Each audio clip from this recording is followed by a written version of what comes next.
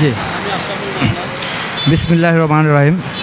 আমি মহিবুল মাওলা Ashraf, man of Hatiya. শুধু দর্শক মণ্ডলী, আপনারা জানেন বাসানচর হাতিয়ারের একটা অংশ। বাসানচরকে আমার প্রতিবেশী দ্বীপ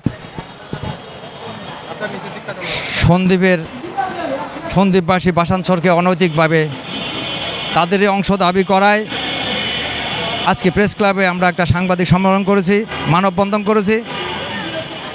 হাতিয়া একটি বিচ্ছিন্ন দ্বীপ, বঙ্গোপসাগরের বুকে জেগে ওঠা নোয়াখালী জেলার অন্তর্গত। অনেক প্রতিকূলতার মধ্যে এই দ্বীপের মানুষের বসবাস। অনবরত নদী ভাঙ্গন, ঝড় বৃষ্টি, সাইক্লোন, বন্যা, প্রাকৃতিক দুর্যোগের সাথে লড়াই করে হাতিয়ার 6.5 লক্ষ লোক তারা তাদের দিন অতিবাহিত করছে। আজকে যে বাসানচর, যেখানে আজকে সরকার রোহিঙ্গাদেরকে পুনর্বাসন করেছেন, এই বাসানচর হাতিয়ারের একটি অংশ। হাতিয়ার ভেঙে যাওয়া যে সমস্ত অংশ পুনরায় যেটা আজকে রিফান্ড হচ্ছে বা পুনরায় যেগুলা বিভিন্ন চর হিসেবে বিভিন্ন জায়গায় বিক্ষিপ্তভাবে জেগে উঠেছে, সে বাসানচর তারই একটি অংশ। বাসানচরকে হাতিয়ারই একটা অংশ হিসেবে প্রশাসনিক সমস্ত কাজকর্ম হাতিয়ারের অধীনে হচ্ছে। এটা একটি মীমাংসিত জিনিস।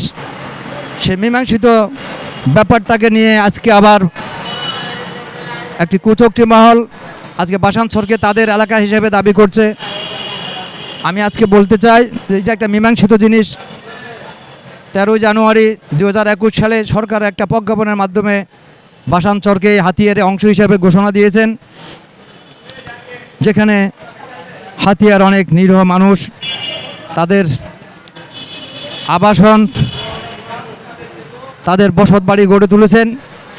হাতিয়ার আর নিরীহ মানুষদেরকে আজকে বিতাড়িত করার জন্য একটি মহল আজকে উঠে পড়ে লেগেছে। ইতিমধ্যে আপনারা জানেন হাতিয়াকে জেলা করার জন্য আজকে একটা জোর দাবি উঠছে চতুর্দিক থেকে। আমরা সেই আন্দোলনেও সামিল ছিলাম। আজকে সে 4-5 বছর আগে থেকে হাতিয়াকে যখনই জেলার দাবিতে মানুষ সোচ্চার, ঠিক তখনই সেই মুহূর্তেই একটি মহল হাতিয়ারে একটি থানা বাসানচর, এই বাসানচরকে নিয়ে আজকে তারা ষড়যন্ত্র শুরু করেছে। আমি ওনাদেরকে বিনয়ের সাথে বলবো, আপনারা এই মীমাংসিত জিনিস নিয়ে আপনারা এগোবেন না। বাসানচর হাতিয়ারই অংশ। এটা হাতিয়ার ছিল, হাতিয়ার আছে, এই বাসানচর হাতিয়ারই অংশ হিসেবে থাকবে। আপনারা এই পথ থেকে সরে যান এবং ভবিষ্যতে এই হাতিয়া দ্বীপের শান্তিপ্রিয় নিরীহ মানুষদেরকে এই দ্বীপে বসবাস করার সুযোগ দেন। আমরা আপনাদের সাথে মিলেমিশে বন্ধুত্বপূর্ণ এবং সৌহার্দ্যপূর্ণ পরিবেশে আপনাদের সাথে আমরা মিলেমিশে বসবাস করতে চাই। আপনারা আপনাদের এই পথ থেকে আপনারা সরে যান। হাতিয়া দ্বীপের মানুষ প্রকৃতির সাথে যুদ্ধ করে আজকে বেঁচে আছে। হাতিয়ার হেক্টরের পর হেক্টর জমি মেঘনা নদী এবং বঙ্গোপসাগরের করাল স্রোতে বিলীন হয়ে গেছে।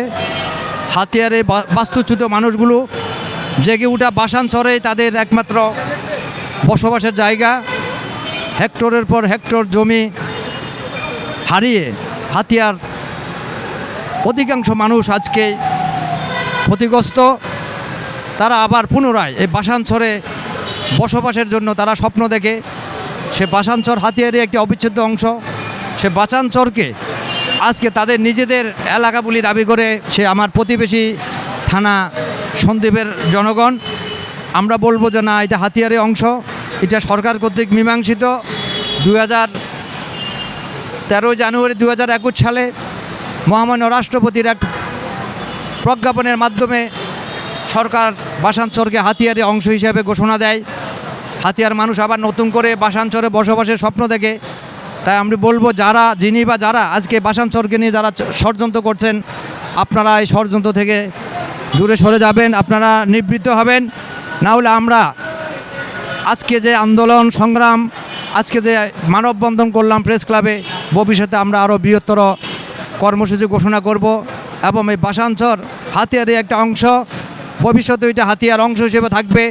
এই জন্য প্রয়োজনে আমরা প্রধান উপদেষ্টার কাছে আমরা স্মারকলিপি দিব আমরা ভূমি মন্ত্রণালয়ের মাননীয় উপদেষ্টা ওনার কাছে স্মারকলিপি দেব।